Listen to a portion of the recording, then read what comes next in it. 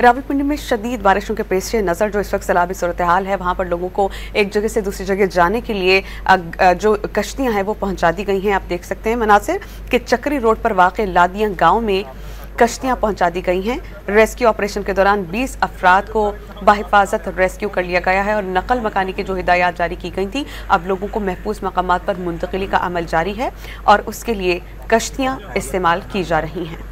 रावलपिंडी में शदीद बारिशों के पेश नज़र जो इस वक्त सैलाबी सूरत हाल है, वहाँ पर लोगों को एक जगह से दूसरी जगह जाने के लिए जो कश्तियाँ हैं वो पहुँचा दी गई हैं। आप देख सकते हैं मनासिर कि चक्री रोड पर वाक़ लादियाँ गाँव में कश्तियाँ पहुँचा दी गई हैं। रेस्क्यू ऑपरेशन के दौरान 20 अफराद को बाहिफाजत रेस्क्यू कर लिया गया है और नकल मकानी की जो हिदायत जारी की गई थी, अब लोगों को महफूज मकामात पर मुंतकिली का अमल जारी है और उसके लिए कश्तियाँ इस्तेमाल की जा रही हैं।